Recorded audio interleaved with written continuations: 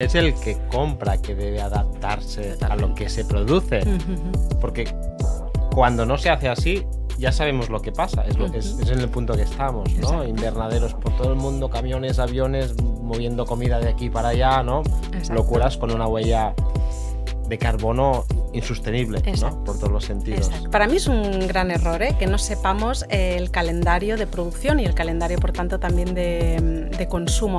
¿Qué nota nos pones a la sociedad? Un 3. Incluso Noemí cuestionaría lo de la manzana es buena para mí, porque si se ha producido con un montón de agroquímicos que quedan ahí todavía en esa piel y todo esto, pues... Es revolucionario. Sí. Es lo que decía al principio, es brutal.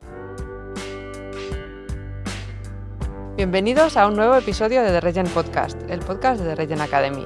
Mi nombre es Mónica Fernández y junto con Francesc Font nos juntamos cada 2 semanas para hablar de agricultura regenerativa y compartir conocimientos, experiencias y las últimas novedades con todos vosotros. The Regen Academy es nuestra academia online de agricultura regenerativa donde nos hemos propuesto cambiar el mundo a través de la forma en la que cultivamos la tierra para obtener alimentos. Creemos firmemente en el poder de esta metodología para revitalizar no solo nuestros suelos, sino también las comunidades que dependen de ellos. Para hacer esta visión una realidad, ofrecemos cursos especializados y servicios de consultoría, respaldados por más de 20 años de experiencia en el campo. Si quieres saber más sobre The Regen Academy, te animamos a visitar nuestra web en www.theregenacademy.com.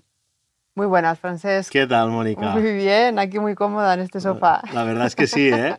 Vaya cambio. Bueno, vamos a contarlo, ¿no? Sí, creo que va a ser necesario. Porque es obvio. Sí. Pues la verdad es que hace 2 años desde que empezamos con todo esto. 2 años, ¿cuántos episodios hemos hecho, Mónica? 25 ya, 25 este es el 26. episodios. Y mucha gente que nos sigue, ¿no? Creo que son 150.000 visualizaciones. Exacto. Desde que empezamos. Y unos 15.000 seguidores en todas las plataformas. O sea que, bueno, desde aquí muchísimas gracias a todos los que nos escucháis, porque la verdad es que es una pasada. Es un placer y cada vez más nos encontramos personas, especialmente cuando voy a dar charlas, ¿no? Que dicen, he escuchado el podcast de tal, el podcast de cual, y bueno, ya solo. La verdad es que es una sensación guay, ¿eh? Sí. Y es más fácil tenerte aquí al lado, ¿no? Como siempre que estamos a cientos de kilómetros de distancia. Sí. Totalmente. Nos lo vamos a pasar mucho mejor hoy. Sí. Yo creo que sí. Además, incluso ahora hablaremos de la invitada que tenemos hoy, que ya está aquí preparada. Sí. Y con muchas ganas de empezar con esto. Y empezamos pues ya oficialmente, damos por inaugurada la 3ª temporada del The Regen Podcast. Y empezamos ya con la sesión de hoy, que creo que va a ser muy interesante. Sí, os voy a presentar ahora a la invitada que tenemos aquí. Tenemos a una persona muy especial que estamos muy, muy contentos, que se llama Noemí García. Ella es graduada en nutrición humana y dietética y está especializada en nutrición comunitaria para salud pública. Ahora nos explicará ella un poquito en qué consiste todo esto. Noemí es menorquina y es madre de 2 hijas y se define a sí misma como una persona comprometida y empática, algo que realmente se refleja en todos los proyectos que ella ha realizado en sociales y orientados hacia el cuidado de las personas y del medio ambiente. En este sentido, Noemí ha trabajado con la administración pública y con organizaciones como Justicia Alimentaria en proyectos orientados a la concienciación, a la educación y al abastecimiento de escuelas y de centros públicos con alimentos locales, de temporada y ecológicos. Para nosotros está clarísimo que hablar de agricultura es sinónimo de hablar de comer y por eso estamos tan contentos de tener hoy en el podcast a una persona que dedica tanto esfuerzo a conseguir que los alimentos de calidad, alimentos locales y producidos de una forma sostenible puedan estar al alcance de todos. Así que, Noemí, bienvenida. Muchas gracias. ¿Qué tal estáis? Encantada. Muy bien, un placer tenerte aquí. Yo encantada también con las cifras que acabáis de dar. Qué respeto. Muy bien, muchas gracias. No, encantados. Y antes recordábamos, como Mónica le contaba, ¿no? que nos conocimos en Menorca. Y he contado aquí otras veces que yo he estado un tiempo trabajando y viviendo en Menorca y sigo muy vinculado con Menorca, y no sé si lo recuerdas, pero nos conocimos un día, creo, en la finca de Son Felip. Sí, me acuerdo, sí. Donde te compartimos lo que hacíamos ahí. Eso es. Tú nos explicaste lo que estabais haciendo en aquel momento con Menorca al Plato y enseguida vimos que de alguna forma... Había que colaborar. Exacto. Y con muchas ganas de que la gente conozca, la gente que no lo conoce, conozca lo que has hecho, que me parece estupendo y revolucionario, totalmente revolucionario. Bueno, para mí es lo normal, tiene que ser así, no sé. Sí. Qué bueno. Si acaso podemos empezar, Noemí, preguntándote un poquito sobre tu trayectoria. A mí me ha llamado la atención, viendo un poquito lo que me mandaste sobre ti, que te has dedicado ¿se puede decir que eres nutricionista? Sí, ¿verdad?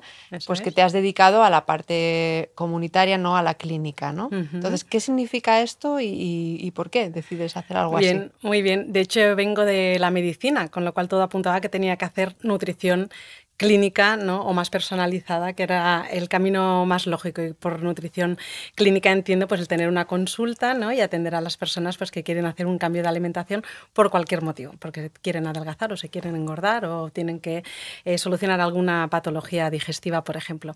Y eso me gusta mucho, porque yo soy una persona que me gusta la proximidad y hablar con las personas, ¿no? Y tener esta sensación de que acompañas a una persona en todo este proceso de cambio. Pero te das cuenta que en todos los temas de alimentación nos encontramos con grandes problemas, ¿no? Más del 50% de la población tiene problemas de obesidad, más del 30%, que yo creo que esta cifra está sesgada, yo te diría 40 o 50% también, pero tiene problemas de diabetes, grandes problemas con el colesterol, etcétera, etcétera. Entonces, vemos que toda la alimentación es un problema de salud pública, con lo cual, ante problemas comunitarios, soluciones comunitarias. Y dije, me tengo que dedicar más a proyectos de salud comunitaria y, por tanto, nutrición comunitaria. Y yo creo que fue por aquí. Buenísimo, me encanta todo este enfoque. Bueno, a mí el tema de la nutrición me gusta especialmente. Es un poco como entré en el mundo de la agricultura también, a raíz de preocuparme por la influencia de lo que estaba comiendo en mi salud propia, ¿no? Y no sé, yo te quería preguntar primero de todo, si a ti te pidieran que evaluaras los conocimientos que tiene nuestra sociedad en el ámbito de la alimentación y de la nutrición y de incluso cómo se conecta con el campo también al final, ¿qué nota nos pones a la sociedad? ¿Un 3? Bueno, no sé, pero muy mala, muy bajita. Yo creo que estamos en un proceso de cambio de concepto, ¿eh? Tenemos el concepto de salud clásico, ¿no? Algo así como el perfecto bienestar físico, social, psicológico y no solo la ausencia de enfermedad. Pero este concepto de salud se ha quedado desfasado, ¿vale? Ahora estamos hablando de salud planetaria y lo mismo pasa con la alimentación. Una alimentación saludable no solo puede atender a la persona, es decir, que me aporte salud solo a mí, sino que tengo que pensar un poquito más allá. Muy bien, una manzana, ¿es saludable? Pues todo el mundo te diría, pues sí, claro que sí, ¿no? Y yo creo que aquí hay que poner apellidos, decir, bueno, pues depende, hay que plantearse otras cosas. Evidentemente una manzana a priori puede ser saludable si solo considero mi salud, ¿no? Este concepto más individualista, más egoísta. Pero en cuanto abrimos un poquito y atendemos a la salud planetaria y por tanto a la alimentación planetaria es, bien, es bueno para mí, pero es bueno para mi entorno y por entorno tendríamos que entender el entorno social y el entorno medioambiental. Esta manzana, ¿de dónde viene? ¿Quién la ha producido? ¿Cómo se ha producido? ¿No? ¿Cómo la he comprado? ¿Cómo me la han vendido? Incluso Noemí cuestionaría lo de la manzana. Es buena para mí porque si se ha producido con un montón de agroquímicos que quedan ahí todavía en esa piel y todo esto, pues... Efectivamente. Incluso ahí, Francesc, ¿qué opinas tú de esto? De hecho, intentamos transmitir la idea que la agricultura regenerativa nos provee alimentos que son saludables para las personas porque de entrada no tienen agroquímicos. Y además estamos viendo que tienen otras virtudes, porque si se producen en un suelo mejor, pues los alimentos son mejores, ¿no? Y ahí hay muchos estudios que hablan de más antioxidantes, de más vitaminas, y a la vez que son buenos para el planeta, ¿no? Son como estas dos capas que, como bien dices, totalmente de acuerdo, tienen que ir de la mano, sobre todo para afrontar los grandes retos, no solo la crisis alimentaria, porque entiendo que la podemos llamar así, sino la crisis ambiental, la crisis social, la crisis económica, ¿no? Y lo que nosotros contamos es que todas estas crisis se cruzan bastante en el suelo, ¿no?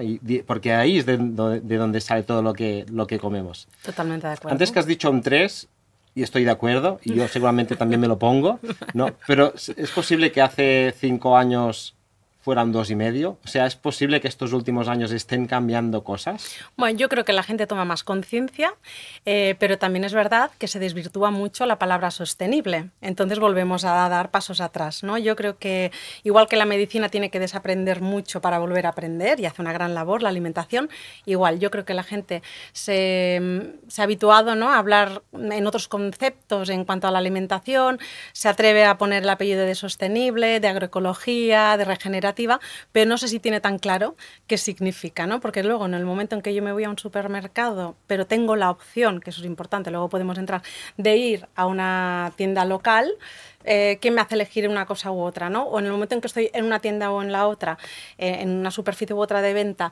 en vez de escoger una manzana, escojo una naranja en pleno verano, ¿no? O ahora en otoño, bueno, pues ahí volvemos a fallar, ¿no? Yo creo que faltan muchas cosas por aprender, entonces vamos a dejar el 2,5 en un 3,5 si quieres, pero con opción a que pueda ser un 5, un 7 y tenemos que aprender más. De hecho, en algunas cosas hemos desaprendido mucho porque nuestros abuelos sabían cuándo estaba de temporada la manzana y ahora no lo sabemos. No lo sabemos. Tenemos sandías todo el año, tenemos naranjas todo el año y yo creo que eso es un problema. Sí, y es una de las cosas que está menos en el radar de la gente, yo creo, el tema de la temporalidad. Si quieres lo de ecológico un poco más, ¿no? Para mí es un gran error que no sepamos el calendario de producción y el calendario, por tanto, también de consumo.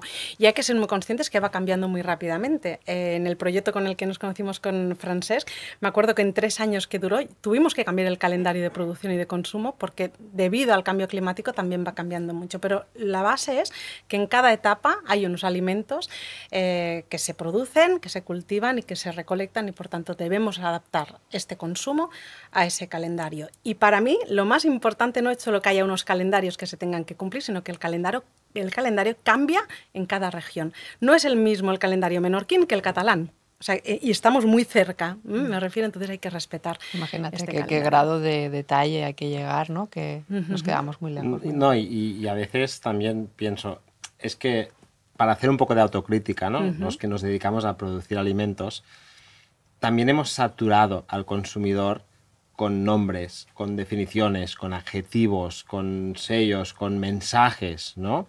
Y creo que tenemos que encontrar la forma de alguna manera desgranar todo esto, porque la gente se pierde en parte porque los hemos perdido, ¿no? Empezando por nuestro ámbito ecológico, orgánico, biológico, biodinámico, regenerativo.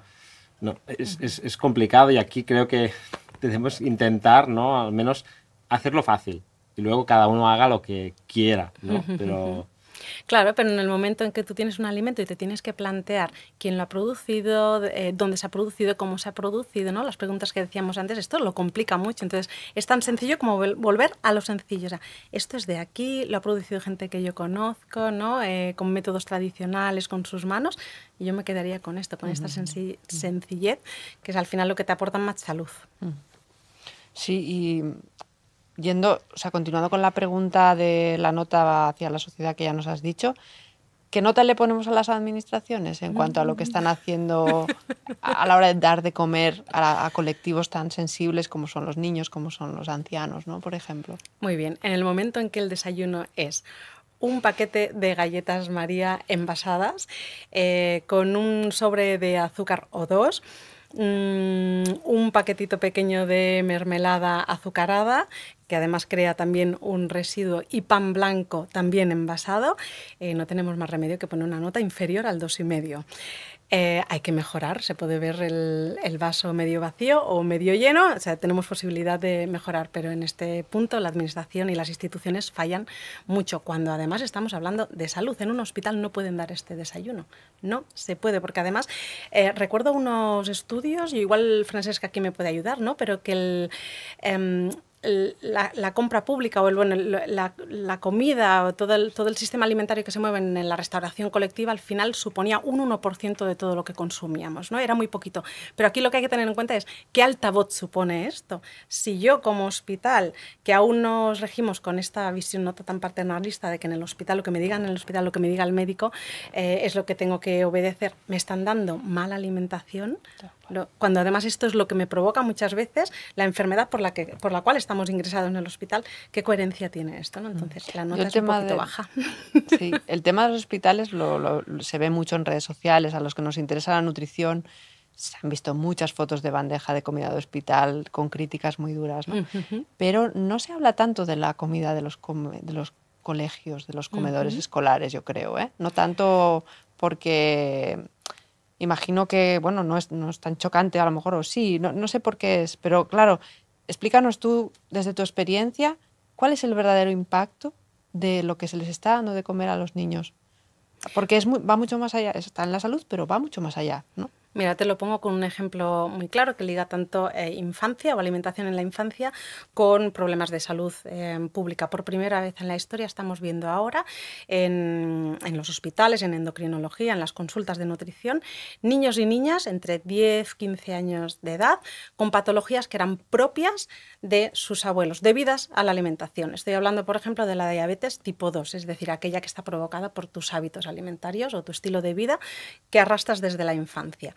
Si antes la diabetes tipo 2 era típica o era más frecuente en personas que tenían pues más allá de 60, 65 años, ¿no? Y que era debido a cómo arrastraban malos hábitos a lo largo de su vida, cómo se han tenido que alimentar niños y niñas de 13, 14, 15 años de edad para que ahora mismo ya tengan diabetes tipo 2, ¿no? Entonces, el impacto que me preguntabas es muy grande, porque además los hábitos que tú adquieres en la primera infancia, ¿no?, son los que tú vas a arrastrar luego en edad adulta y eso es muy difícil de cambiar. Yo tenía un profesor que me decía, es más difícil cambiar de hábitos alimentarios que de religión. O sea, ¿no? En el momento en que tú comes una pastilla de chocolate por la noche, y bienvenida sea, no la estoy criminalizando, pero quitarte eso es muy, muy difícil, ¿no? Entonces, hay que empezar en la primera infancia a inculcar los buenos hábitos alimentarios. Claro. Además, eso cuadra con un artículo que leí recientemente que fue una cosa que me sorprendió y luego la compartí. Yo hablo mucho con mis hijos de estas cosas, ¿no? Y que decía que un niño de 8 años de hoy había comido la misma cantidad de azúcar que su abuelo, de 60 o 70, ¿no? Y piensas, bueno, es que realmente es que sí, es que es así. Es lo que estamos viendo. Es lo que estamos... Exacto. Es lo que seguimos ofreciendo, ¿no? Efectivamente. También, antes hablabais de la comida de hospitales. Cuando mis hijos van de colonias, ¿no?, en sitios así, siempre les pregunto, y lo hablamos en casa, ¿no? Porque en casa todos estos productos pues no están, pero cuando los encuentran fuera, pues se lanzan, ¿no? Claro. ¿No? Como haríamos todos, ¿no? Y siempre son estos, la mermelada, ¿no? Con el pote pequeño, ¿no? Las tostadas, ¿no? El colacao, ¿no? Todas estas cosas.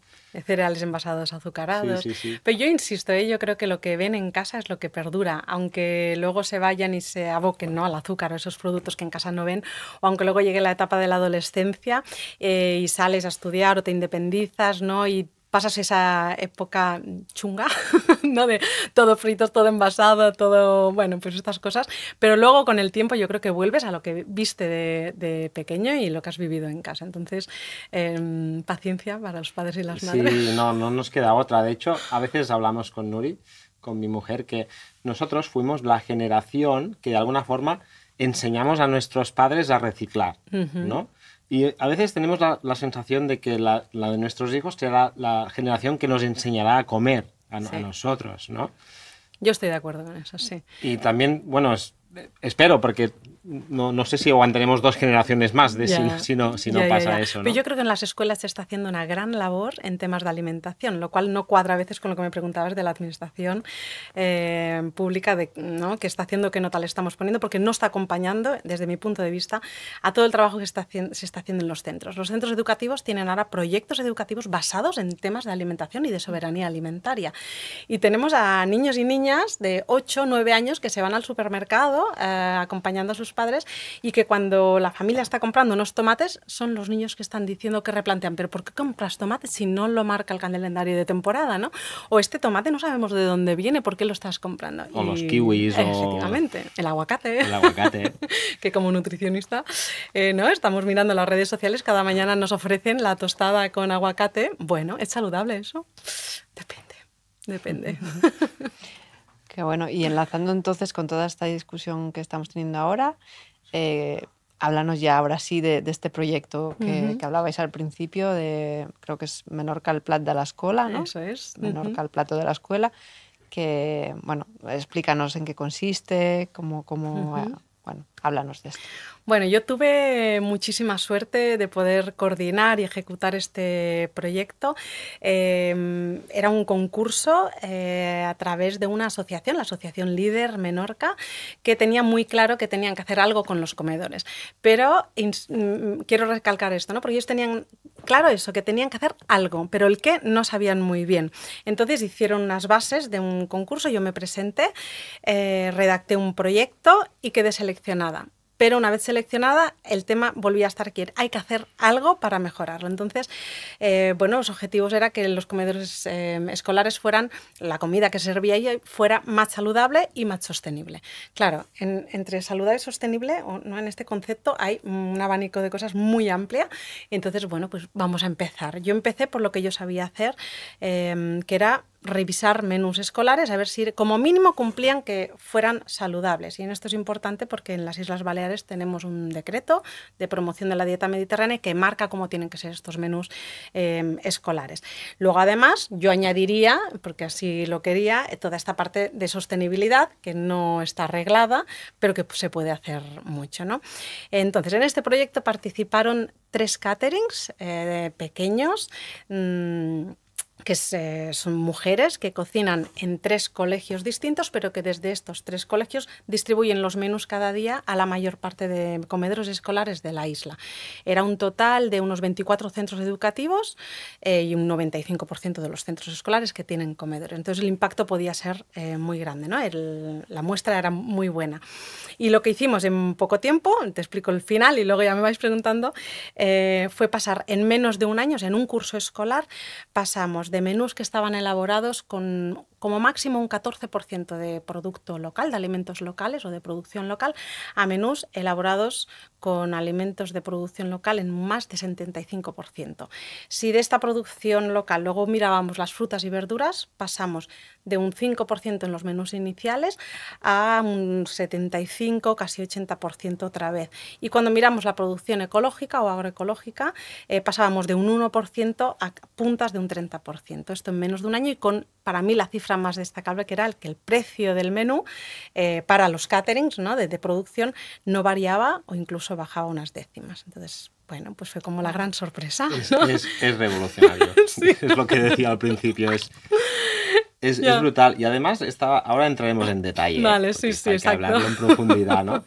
Pero sabes que nosotros con nuestra consultora hicimos el estudio de flujos alimentarios de las Islas Baleares, ¿no? También nos contrató el gobierno balear, ¿no? Y estudiamos el flujo alimentario, o sea, los alimentos que se producen y se consumen en cada una de las islas, ¿no?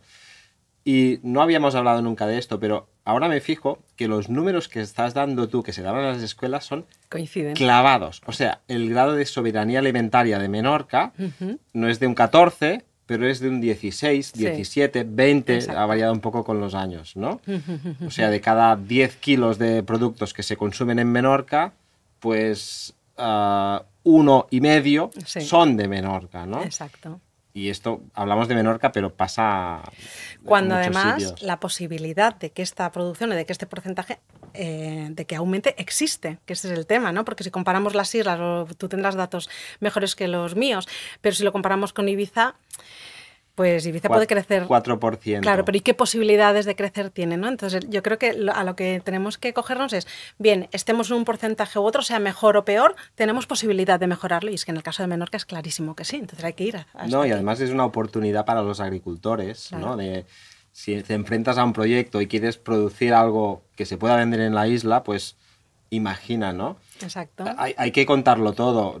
Por ejemplo, el caso de las frutas y verduras, pues era el segundo en consumo y era el séptimo o algo así, 6 o 7 en producción, ¿no? O sea, que hay un desbalance brutal. Sí. No significa que en Menorca se pueda producir verdura en toda la isla, ¿no? Porque de hecho hay pocos sitios donde se pueda producir verdura.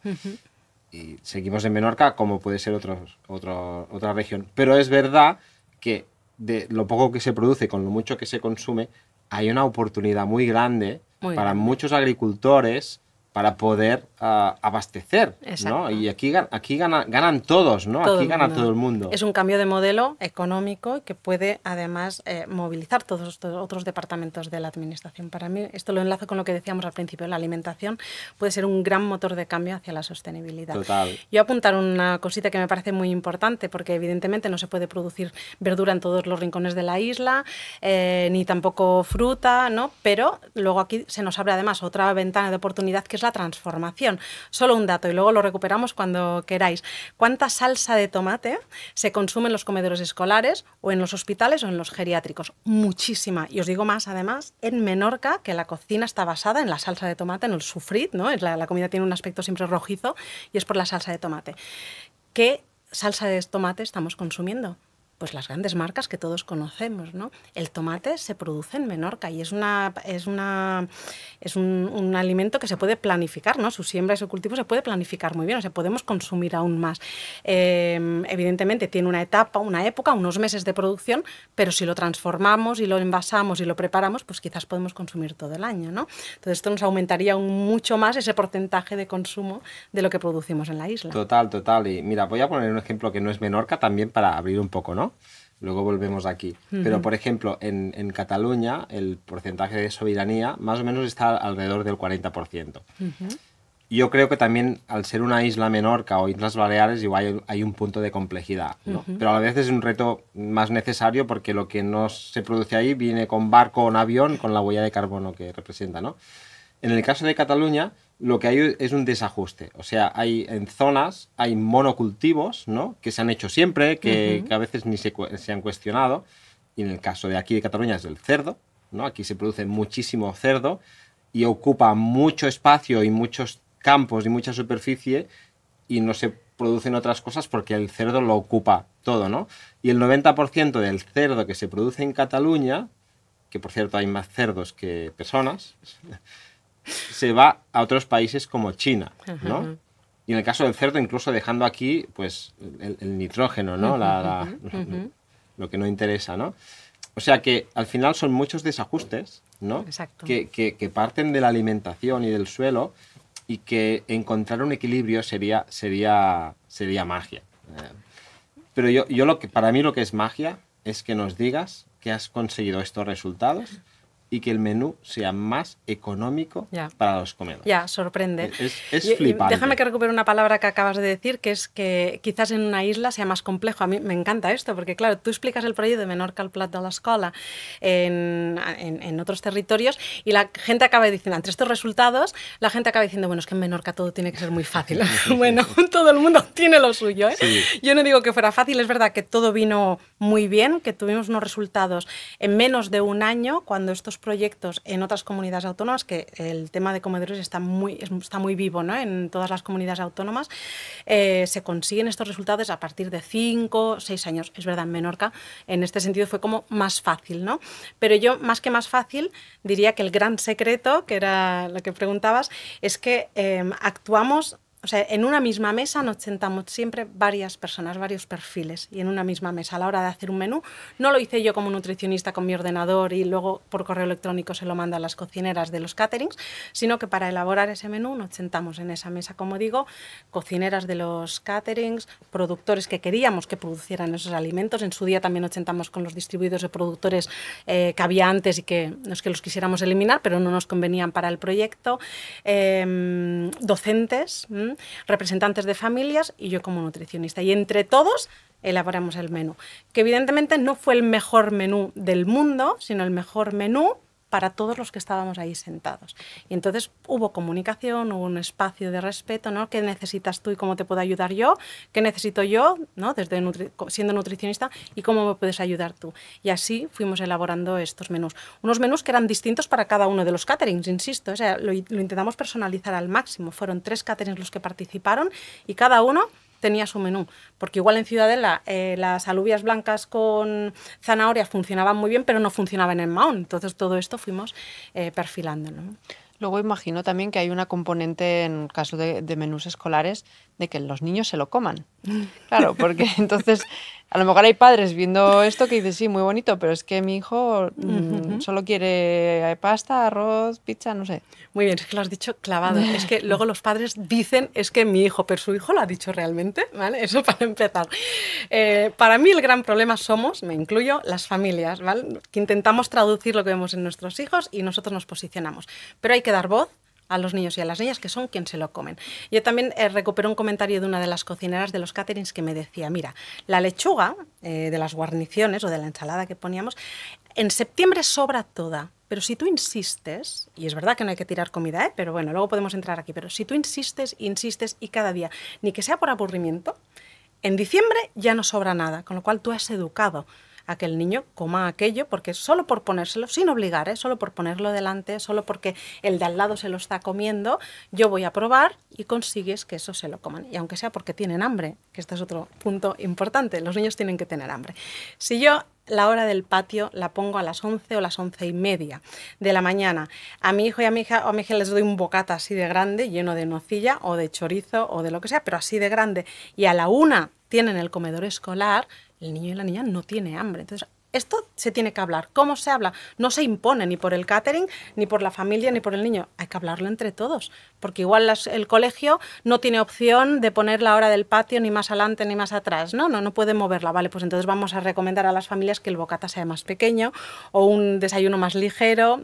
A ver si podemos retrasar la hora de comer 15 minutos. Todas estas cosas se tienen que hablar, es lo más fácil, es hablar, Normalmente es un tema de comunicación. Una vez vas arreglando todas estas cositas, los niños aceptan la comida. Evidentemente hay de todo. Yo creo que aquí hicimos en el proyecto de Menorca al Plat, tuvo muchas ramas que fuimos elaborando y construyendo a la vez. Una fueron los menús, pero otra fueron por lo de elaborar los calendarios de temporada, otra el desperdicio alimentario, pero una fundamental fue que los niños participaran en la evaluación, ¿no?, de valorar esos menús. Entonces, durante todo un ciclo de menús, 20 días, ¿no?, un mes seguido, los niños evaluaron con pegatinas en forma de semáforo cómo era el primer plato, el segundo plato y el postre. Entonces, bueno, pues el menú que hubiera ese día era: ¿qué te ha parecido a ti el primer plato? Y puedes poner una pegatina verde si me ha gustado mucho, naranja o amarilla si ni medio, ¿no?, medio, ni mucho ni poco, y rojas si no me ha gustado nada. El objetivo no era ver si salían muchos rojos o muchos verdes, que ya está bien verlo, ¿no? Pero el objetivo era que el niño se pudiera expresar. Porque en ese momento tú le preguntas: ¿y por qué has votado verde? ¿O por qué creéis que han salido tantas pegatinas verdes? ¿O por qué tantas pegatinas rojas? Y en ese momento, sobre todo en las rojas, las niñas, pues es que a mí no me gusta la salsa de tomate, o no me gusta esto, no sé qué parece, o esto parece sopa de no sé qué. Muy bien, ¿tú cómo lo habrías hecho?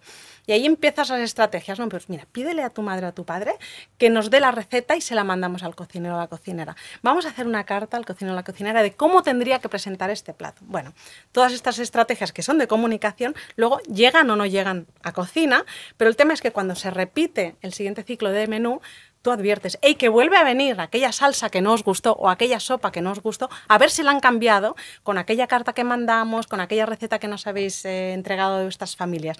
Y ya solo con eso los niños y las niñas ya lo ven distinto. En igual, aquella sopa que no les gustó nada, ahora es la mejor del mundo y es la misma, ¿no? Entonces, el hecho de dar voz y voto, ¿no?, que se puedan expresar los niños, ya es muchísimo. Esta pauta se puede seguir en casa también, ¿no? Efectivamente. Entiendo, ¿no? Yo creo que una cosa muy importante es lo que decía Francesc, ¿no? Hablar en casa de qué nos ha parecido el menú, porque aunque me haya parecido muy mal y durante una semana seguida el menú es que está muy malo, mamá, es que es malísimo, está asqueroso, me da igual que lo expresen, porque igual otro día es: ay, pues hoy estaba muy bueno este menú, y ya está, es hablar las cosas. Este trabajo es brutal y es un poco este concepto holístico, ¿no?, que también defendemos en el caso de la agricultura, ¿no? Entender el suelo, entender las condiciones legales, económicas, sociales, las personas, ¿no?, la visión, ¿no? Y al final es esto, es ampliar, ¿no?, un poco ampliar la mente. Pero yo creo que a las personas que nos están escuchando les está viniendo la pregunta de: esto es genial, vale, pero el tomate de Menorca, hecho en Menorca, será más caro que el tomate de la marca que sea de estos de supermercado. Y la carne o la verdura ecológica kilómetro cero probablemente no esté a estos precios low cost de la comida basura que encontramos en los supermercados. ¿Dónde está el truco? Vale. ¿Cómo haces que sea más barato? Interrumpo un momento este interesante podcast porque quiero contarte qué es la comunidad de Regen. La comunidad de Regen es una comunidad formada por miles de personas en todo el planeta que compartimos la idea de que otra forma de hacer agricultura es posible y otra forma de consumir agricultura es posible. Me refiero a la agricultura regenerativa. Formar parte de esta comunidad tiene muchas ventajas. Estás informado de lo que va pasando en el mundo respecto a la agricultura regenerativa. Recibes correos donde te contamos el día a día de las técnicas que van apareciendo y te damos herramientas para que puedas empezar a mejorar tus suelos. Y tienes la posibilidad de asistir a los webinars en directo que hacemos mensualmente, donde podrás hacer las preguntas que quieras a expertos en la materia y en los que hablamos de temas tan interesantes y tan necesarios como mejorar la fertilidad de un suelo, cómo manejar cultivos sin productos químicos, cómo dejar de labrar, cómo hacer que tu negocio sea más rentable si eres agricultor y muchísimas cosas más relacionadas con el mundo de la agricultura y con el mundo de la agricultura regenerativa. ¿Cómo te puedes apuntar? Te dejo el link aquí abajo en la descripción de este vídeo, déjanos tu correo y ya formarás parte de esta comunidad. ¿Por qué hacemos esto? Porque queremos que cada vez más agricultores hagan agricultura regenerativa, porque queremos que cada vez se conozca más también entre los consumidores las prácticas regenerativas que contribuyen a producir alimentos libres de tóxicos, alimentos más saludables y contribuyen a mitigar la crisis climática y a mejorar la biodiversidad de este planeta. Contribuyen a alimentarnos mejor y a mejorar el planeta. Por eso, esta es la única razón por la que hemos creado la comunidad y por la que me encantaría que formases parte de ella para estar informado y para aprender de verdad a aplicar agricultura regenerativa. O sea que ya sabes, si quieres formar parte, solo tienes que ir al link que está aquí abajo, inscribirte y ya recibirás los correos y tendrás acceso gratuito, directo a los webinars exclusivos que hacemos solo para los miembros de nuestra comunidad. Y ahora sí, volvamos al episodio de hoy. Espero que lo disfrutes. Vale, yo remarcaría dos aspectos. Por un lado, el desperdicio alimentario, que hicimos una intervención aquí, luego la recupero. Y por otro lado, todo el estudio que hicimos de precios de los alimentos, con los ingredientes con los que se cocinaban los menús. Durante 3 o 4 meses iniciales al proyecto, me dediqué a recoger todos los albaranes de compra de los 3 caterings para hacer un vaciado, ¿no?, de todos los alimentos que compraban, especialmente de verduras y de frutas. Entonces yo me lo fui apuntando todo, tantos kilos de puerros, tantos kilos de patatas, tantas lechugas, esto, cada semana que compraban me entregaban los albaranes y te lo vas apuntando. Entonces, ¿qué pasa? Si tú le preguntabas a una cocinera ¿cuánto te cuesta la lechuga que compras actualmente, que no era local, ¿no?, o que era un distribuidor local, pero que me venía de no sé dónde? Ellas te decían perfectamente, 0,70 más o menos la unidad de la lechuga. Vale. Yo luego me iba a los productores agroecológicos, a los que me interesaban que producieran los alimentos para que se cocinaran los menús escolares, y les decía, ¿a cuánto venderías la lechuga, la unidad? Y ellos, por ejemplo, me lo estoy inventando, ¿no?, pero decían, pues no te lo puedo bajar más de 1 euro la unidad. De unido, ¿no? O sea, 30 céntimos es muchísimo.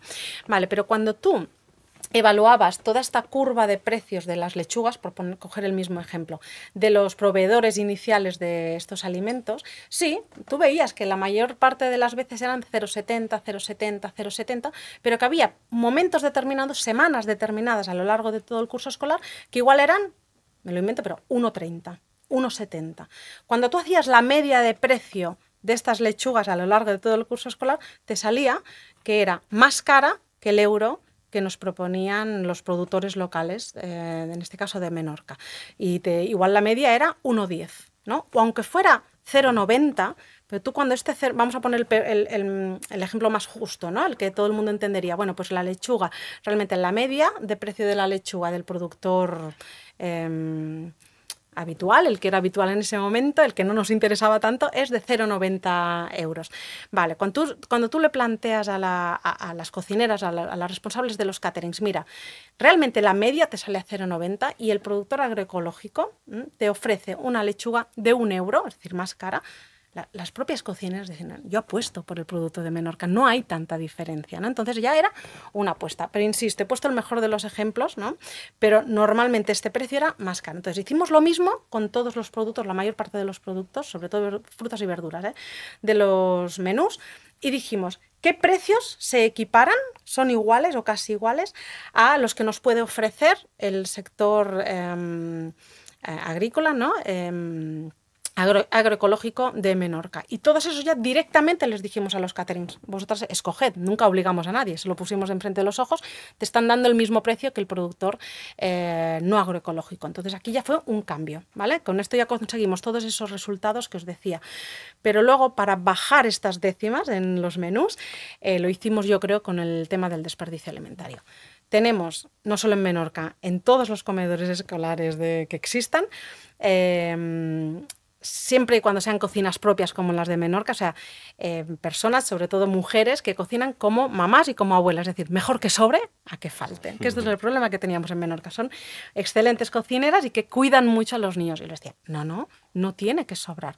Entonces, a partir de ahí cogimos referencias de cuánto tiene que pesar una hamburguesa cuando se la cocinas a un niño, ¿no? Estamos dando hamburguesas en casa también de 200 gramos.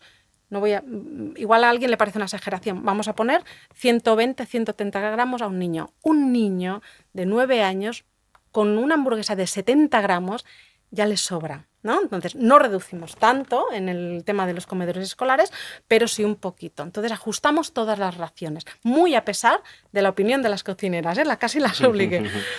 Y a partir de aquí, ajustas mucho también la compra de alimentos. ¿Cómo hicimos esto? Hicimos un estudio aleatorio del desperdicio alimentario que había en los comedores. Escogimos 7 comedores escolares aleatorios, ¿no? Como decía, de los 20 y pico que participaban en el proyecto, y durante toda una semana seguida pesamos todos los alimentos que sobraban. El primer plato, el segundo plato, separando lo que era la parte fuerte o la parte proteica de la guarnición, y también el postre, ¿vale? Pues si había niños que no se comían la piel de una manzana, por ejemplo, o cuando te comes una manzana y dejas casi toda, ¿no? Todo esto también lo hicimos. También estuvimos tomando datos del agua y del pan. Y con todo ello, todos los resultados, el gramaje que obtuvimos, lo traduje a partir de la información que tenía de los albaranes que había recogido al principio del proyecto en euros. Entonces aquí es cuando duele, ¿no? Y presenté los números al catering. Cada semana estás tirando este dinero a la basura y al mes se traduce en esto. O reducimos las raciones o no vamos a hacer ¿Te acuerdas nada. en porcentaje un poco cuánto era? No sé si te viene el número. Las cifras en euros no las recuerdo, pero es que era una barbaridad, porcentaje. pero igual eran 500 euros. O sea, es que era una barbaridad. A partir de aquí, ahora voy al porcentaje, hicimos una intervención, ¿no? ¿Qué hay que hacer? En nuestro caso, a las cocineras intenté que tenían que reducir el gramaje, hicieron caso en algunos aspectos solo, pero luego a nivel de comedor escolar con los monitores y monitoras también hicimos un decálogo de cómo hay que servir a los niños, ¿no? Tenemos tendencia, nos pasa a nosotros cuando vamos a un restaurante, nos encontramos ya el trozo de pan allí, cuando igual yo no como pan, ¿no? Eso se va a tirar porque por seguridad alimentaria yo no puedo dar ese pan a otra persona cuando ya lo ha tocado otra persona, ¿no?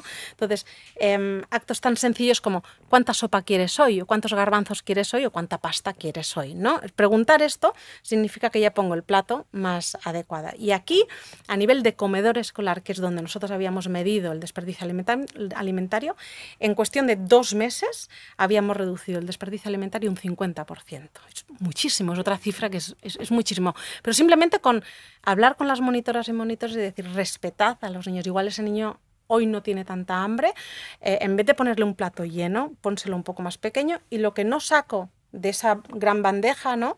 Eso sí se puede utilizar para elaborar otras comidas, aunque lo tengamos que dar, ¿no? Que es lo que se hace en los hospitales. Pero como mínimo hemos reducido el desperdicio alimentario. Y no le estoy diciendo al niño, si lo dejas en el plato no pasa nada.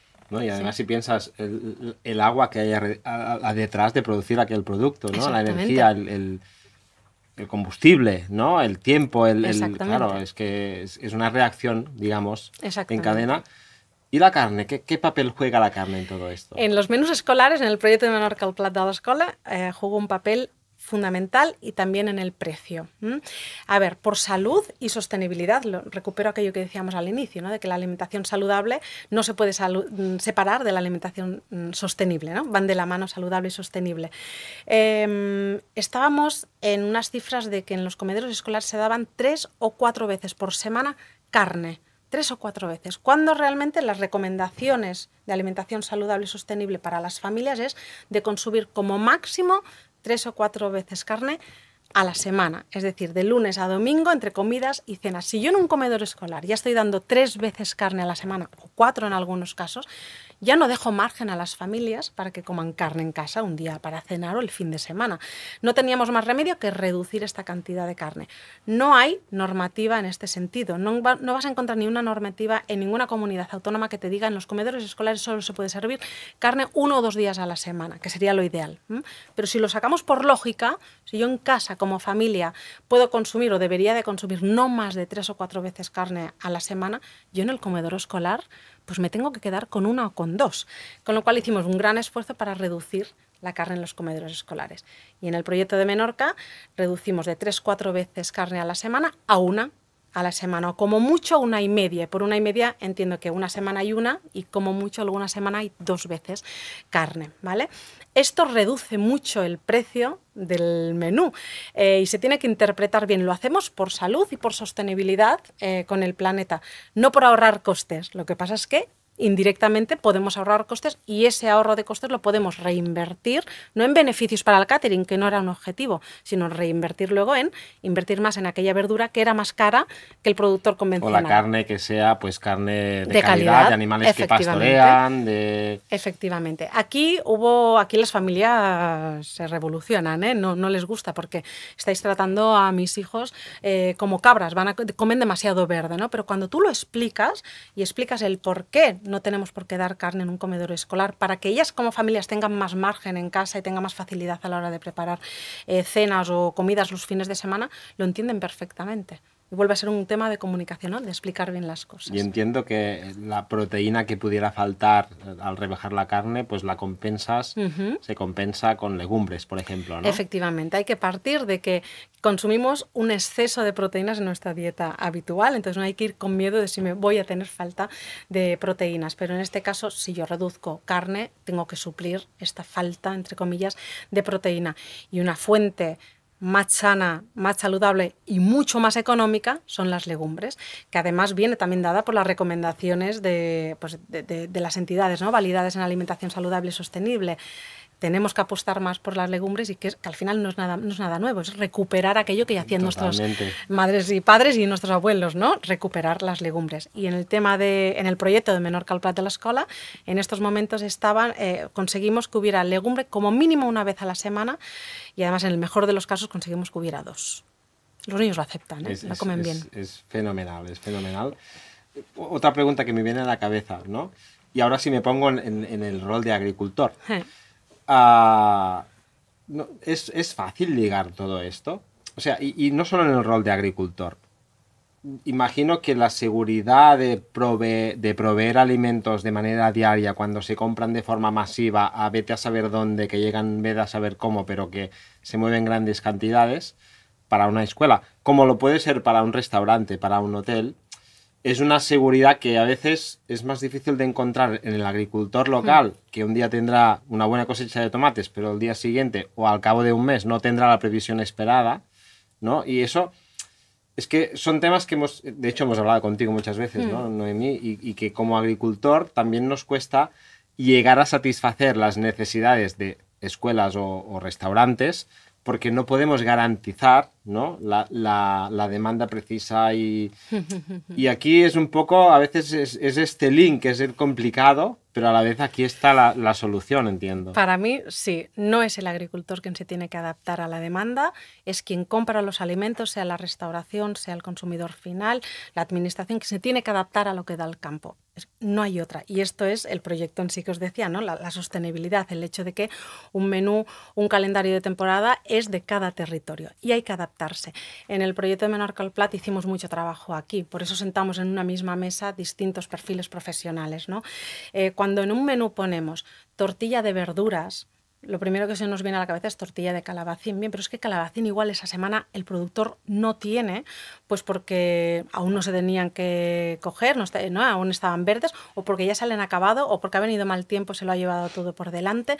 Bueno, pero entonces es la capacidad aquí de las cocineras, ¿no? O del catering, o de quien cocine los menús, de adaptarse. Puede ser una tortilla de espinacas, puede ser una tortilla de acelgas, de berenjena, de cualquier otra verdura, ¿sí o no? La respuesta es sí, ¿vale? Y por otro lado es también la capacidad de adaptación o de saber jugarlo bien del productor. En el momento en que tú, como productor, recibes una llamada de un cocinero o cocinera, sea de un comedor escolar o de un restaurante, y te dicen, ¿tienes acelgas?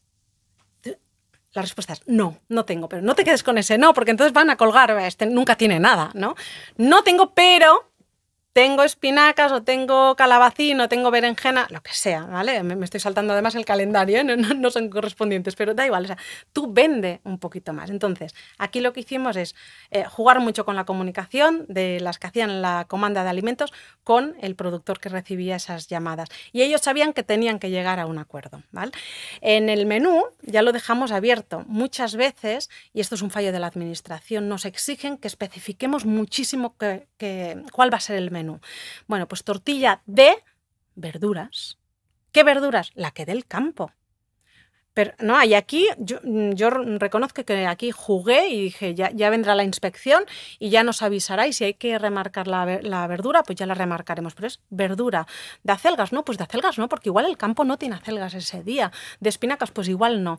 En algún caso sí que me ha pasado que he tenido que especificar, pues porque ha venido el inspector y exige que la verdura se especifique. Entonces hemos puesto dos, la más frecuente en invierno y la más frecuente en verano, ¿no? Pues mira, va a ser de calabacín o de acelga, ¿vale? Pero ya jugamos un poquito, de manera que el catering se tiene que adaptar a la hora de cocinar esa verdura y el productor tiene la posibilidad de ofrecer, y no se ve en esa obligación de es que me van a pedir no sé qué producto y no lo voy a tener. No, es que no lo vas a tener porque el campo no lo da.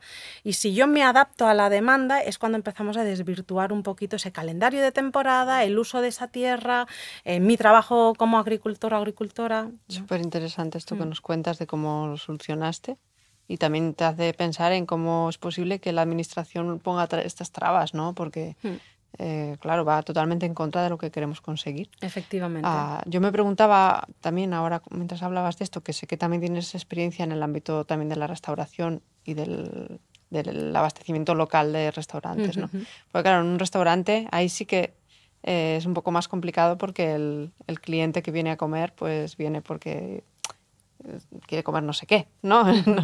Entonces, ¿cómo pueden hacer los restaurantes para ser más locales? Bueno, es verdad, me encontré en un caso justo como tú decías, es que yo tengo clientes, me decía el cocinero, que vienen a probar justo las berenjenas que, o sea, viene en septiembre porque vino en junio y probó no sé qué berenjenas. Dice, pero claro, yo ahora ya no tenía berenjenas, yo las tengo que tener, pues las traigo de donde sea.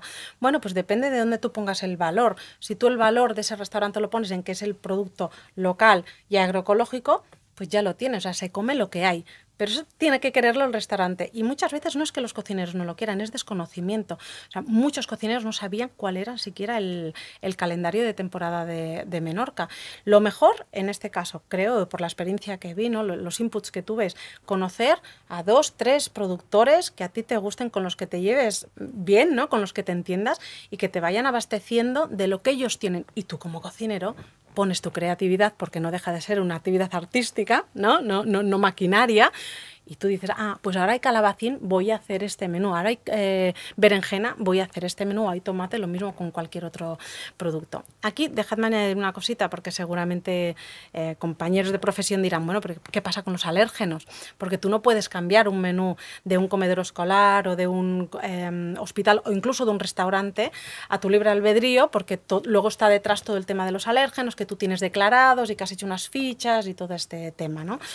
No nos olvidemos de que las verduras no son de declaración obligatoria. Las verduras no tienen alérgenos de declaración obligatoria. No tienen gluten, no tienen lactosa, no tienen soja, no tienen sulfitos, etcétera, de adición, ¿eh? Con lo cual, realmente esto no es un problema. Por tanto, volvemos a estar en lo mismo. Es voluntad de quien cocina, del productor y también de los que gobiernan o hacen las leyes. Es que yo lo veo muy fácil. No, en realidad lo es, y has dado unos mensajes muy claros, ¿no? Es el que compra que debe adaptarse a lo que se produce, porque cuando no se hace así, ya sabemos lo que pasa, es en el punto que estamos, ¿no? Exacto. Invernaderos por todo el mundo, camiones, aviones, moviendo comida de aquí para allá, ¿no? Exacto. Locuras con una huella de carbono insostenible, ¿no? Exacto. Por todos los sentidos. Exacto. Y en cambio, este cambio de chip, o el ejemplo del restaurante, ¿no? Al final, si alguien viene, si tienes un restaurante y alguien viene porque hay las berenjenas de Ciutadella y aquel día no hay berenjenas de Ciutadella, entenderá que no las podrá comer porque no las hay. Y el día que las encuentre será muy feliz, ¿no? Exacto. Pero si no hay, bueno, hay berenjenas en general. O sea, bueno, yo creo que tiene que ser un orgullo para el Exacto. restaurante tener que decir, no tengo porque no es temporada. Exacto. Hay que cogerlo como algo de orgullo. Sí, hay que darle la vuelta a todo el argumento de Exacto. a que se da valor, En un ¿no? restaurante servían raoles de endivia, ¿no?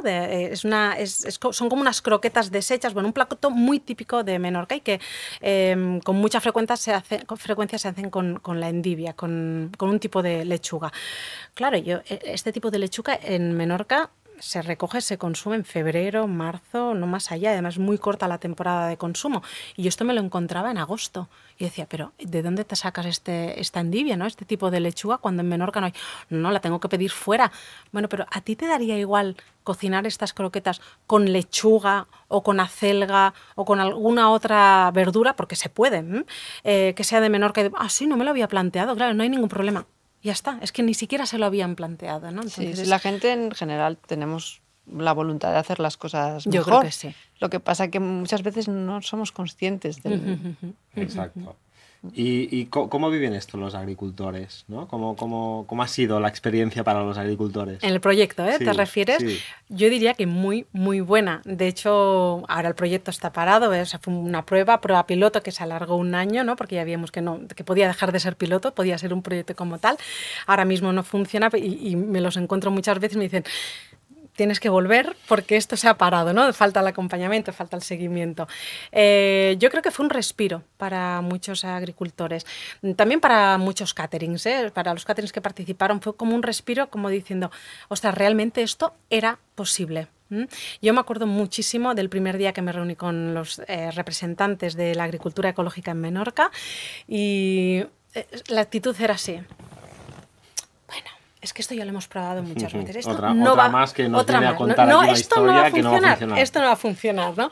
Bueno, pues yo insistí, la misma reacción la tuve con las cocineras de los caterings. Esto ya lo hemos probado, esto no funciona, esto es muy caro, tal. Bueno, pues tuvimos que insistir y yo creo que lo que no se había hecho hasta el momento, pero yo creo que todas las experiencias piloto que había habido antes eran muy buenas y con grandes resultados, pero quizás no nos habíamos reunido, como digo, en una misma mesa, ¿no? Y no habíamos compartido cuáles eran las inquietudes de cada uno o los problemas de cada uno.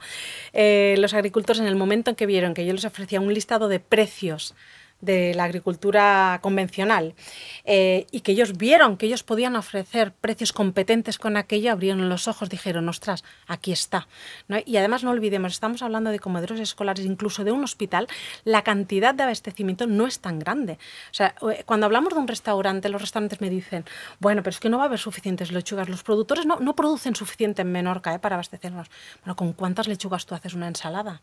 Con 2 hojas, no nos engañemos, o con 3, ¿no? Realmente yo creo que se puede planificar aún mucho más, se puede coordinar mucho más todo este tema. Yo tuve la suerte de coordinar comedores y producción, pero se puede aquí incluir todo, los hospitales, geriátricos, residencias, restauración, hoteles, y se pueden hacer grandes cosas. Y yo entiendo que cuando estamos hablando de un gran hotel, ¿no? De este turismo masificado, pues quizás el problema sea otro. Insisto, el problema tampoco creo que sería tanto la producción, habría que mirarlo, sino la optimización de personal, ya ni siquiera de gastos, ¿no? Porque claro, si yo lo que quiero es abrir una bolsa de plástico porque la pongo en un plato y así ya está y me ahorro 3 personas que estén lavando lechuga, bueno, este es otro tema y que habría que hablarlo, ¿no?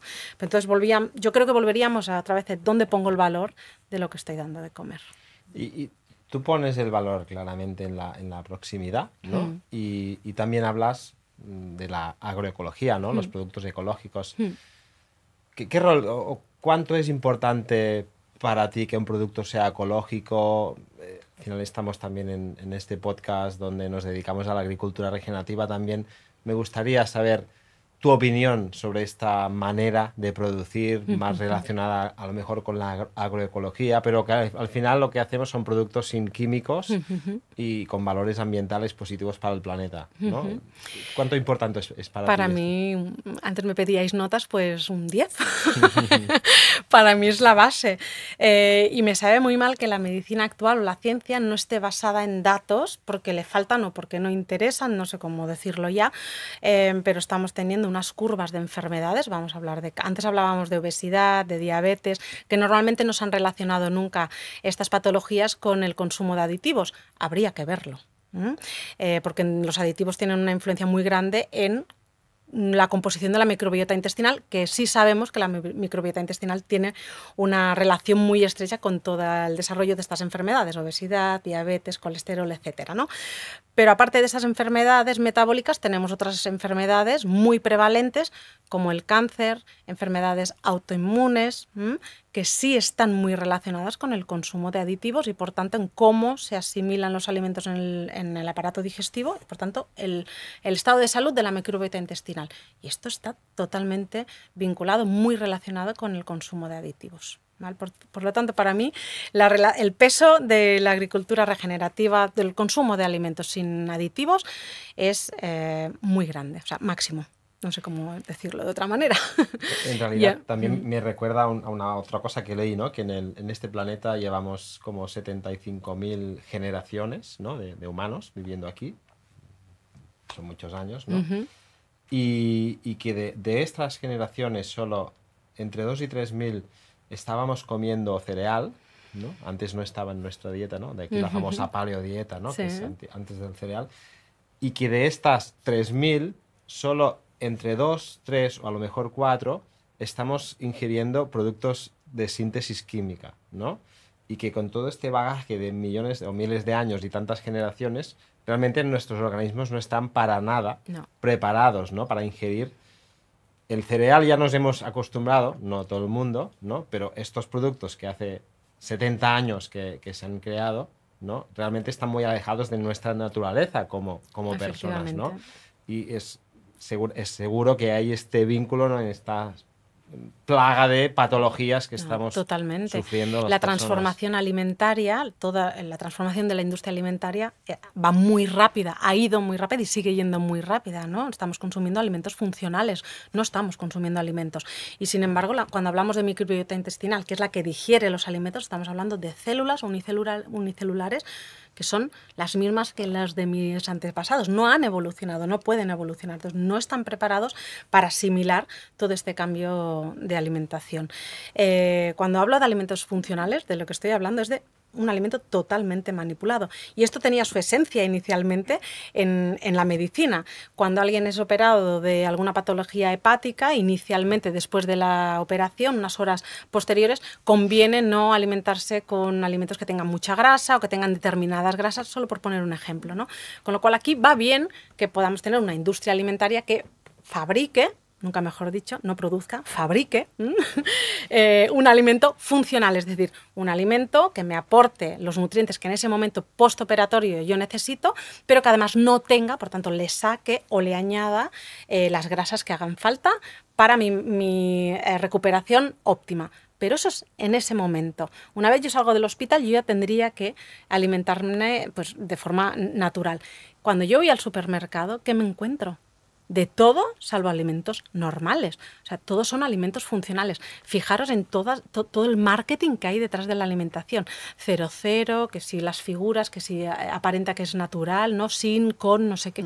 Todo esto es una alimentación funcional, porque no nos hace falta. Donde esté ahí también te quería preguntar por ese tema, ¿no? Por el tema del marketing alimentario, cómo afecta a todos y a los más pequeños también, sobre todo, porque claro, todo el tema desayuno, galletitas con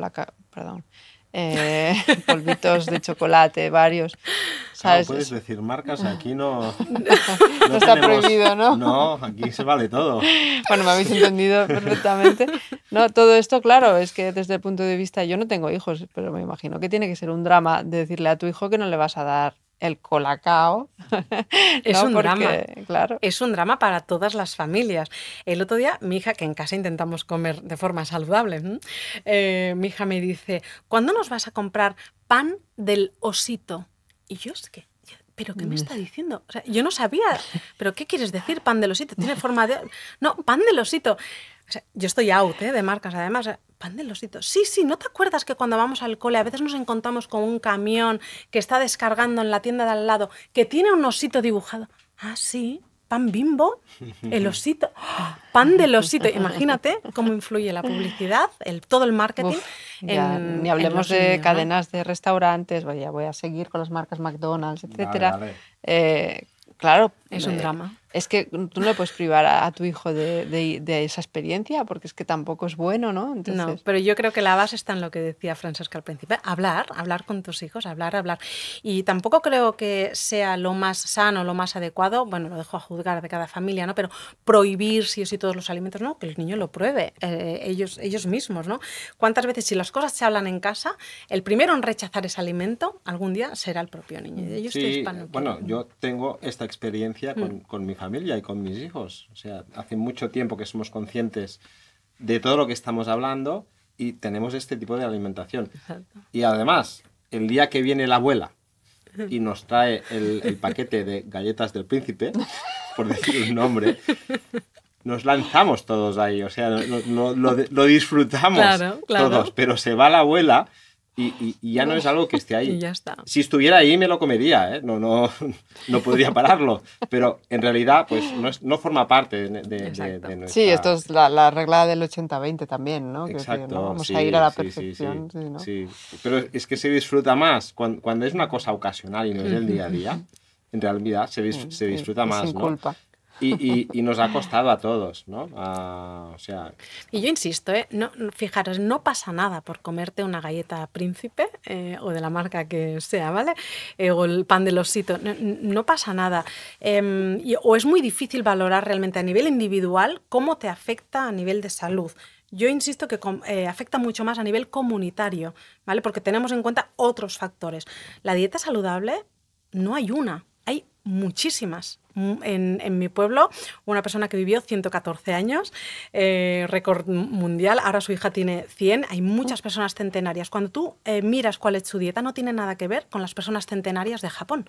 Las dietas son muy distintas, o sea, realmente tenemos un bagaje, ¿no? Un abanico de dietas saludables muy, muy amplio. El tema es en tener en cuenta otros factores. Si aquello que yo como a mí me afecta más o menos, vale, pero ¿cómo afecta además eso? O sea, puedo escoger entre dos alimentos que además de darme bien a mí, hagan un bien a la comunidad, al medio ambiente. Entonces aquí ya la cosa cambia, ¿no? Entonces es cuando una galleta de vez en cuando, porque me la trae mi abuela y además me la trae con todo el amor del mundo, que esto es un factor muy importante en la alimentación, ¿vale? Todo este cariño que le ponemos detrás de la comida, no pasa nada, pero el tema es que luego en la mayor parte de las comidas seamos conscientes de que no solo me hago un bien para mí, sino también para el planeta.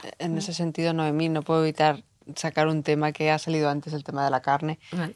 Porque cuando la carne es regenerativa, cuando los animales están pastoreando de la manera que Francesca enseña, etcétera, etcétera, tienen un impacto medioambiental buenísimo, ¿no? Entonces, efectivamente. Creo que lo teníamos que decir porque si no es un poco extraño en este contexto, ¿no? Bueno, ambiental e incluso económico para el agricultor, pero también a nivel de calidad, ¿no?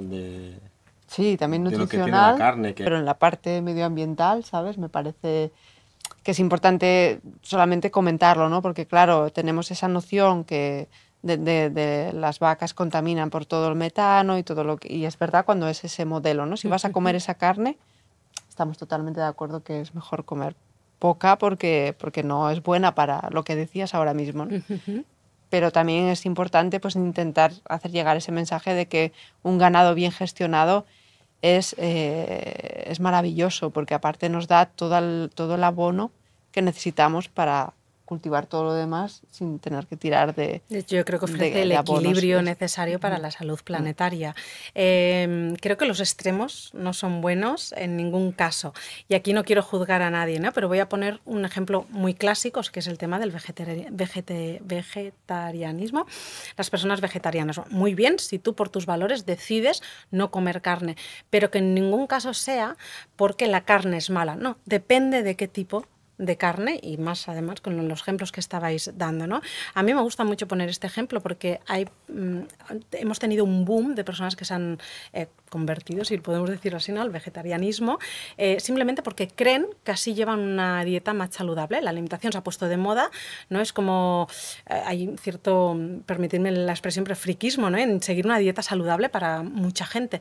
Y para seguir una dieta saludable, pues se han hecho vegetarianos. Bueno, muy bien si tú lo haces por valores y lo tienes fundamentado, pero no necesariamente esto es más saludable que seguir una dieta con carne. De hecho, tú puedes estar desayunando cada día unas galletas envasadas que no tienen productos animales, ¿no?, apto para vegetarianos, y la dieta va a ser muchísimo peor que si tú incluyes carne y además producida de forma ecológica o regenerativa en tu dieta. Por lo tanto, no son estos equilibrios, ¿no? Si queremos comer carne cada día, porque en las escuelas necesitamos muchos animales, sacrificar muchísimos animales.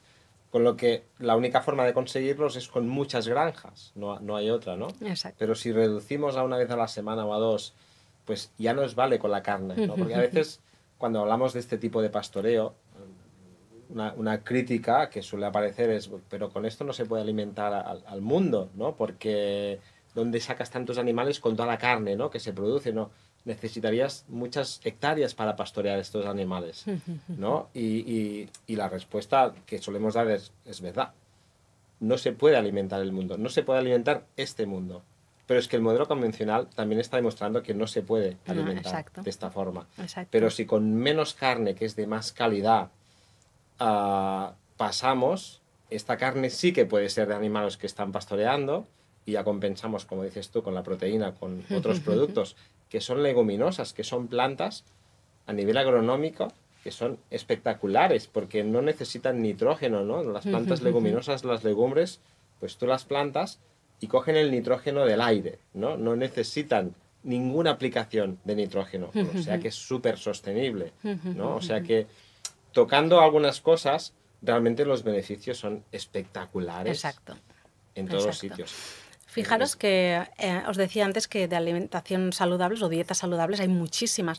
Si lo traducimos en términos más nutricionales, ¿no?, en lo que sería el plato, qué composición tiene que tener ese plato, siempre hablamos, por ejemplo, que de la cantidad de proteína en un plato o en la dieta habitual de alguien tiene que estar entre el 12 y el 20%. 12 y 20, es un rango bastante grande.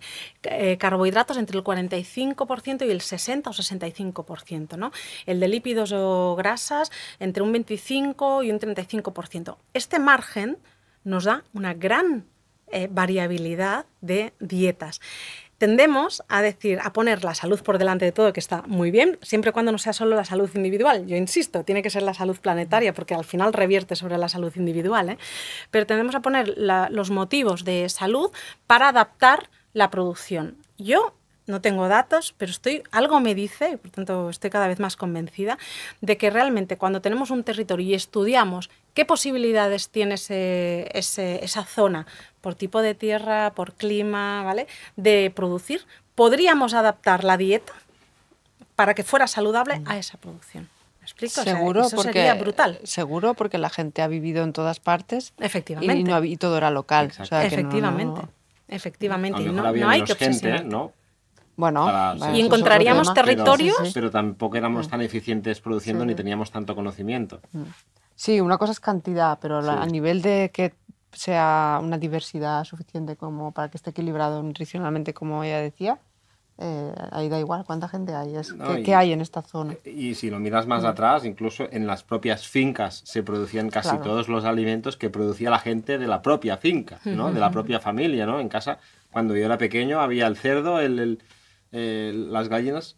Durante 50 o 40 años desaparecieron, ¿no? Bueno, no tantos porque yo no tengo tantos años, pero durante 30 años pues no ha habido estos animales, y ahora pues los hemos recuperado. Y en casa toda la carne, o gran parte de la carne que comemos en nuestra casa, en nuestra familia, es de nuestros animales que están ahí pastando, ¿no? Pero esto viene de atrás, ¿no? Y en algún momento se perdió el hecho de producir alimentos para alimentarse a solo producir alimentos para ganar dinero. Y aquí pues, y la demanda acompañó, ¿no? Y aquí tuvo lugar lo que estamos hablando, ya sabemos, ¿no? Y lo que queremos cambiar, de hecho. Exacto. Pues, oye, muchísimas gracias. Qué bien, Sí, muchas gracias a vosotros. O sea, enhorabuena, porque lo que nos has contado yo creo que es que ojalá se difunda por todos los sitios, es muy necesario, porque es que has encontrado la forma de que la gente coma mejor, de que esto tenga una repercusión positiva para el territorio, para el paisaje, con productos sin químicos y que no sea más caro. Es que es brutal, me parece brutal, ¿no? Me parece brutal. Yo acabaré con una palabra, es que es posible hacerlo y hay que hacerlo. Innecesario. Innecesario, eso es. Muchísimas gracias. Gracias a vosotros. Muchas gracias. Encantada.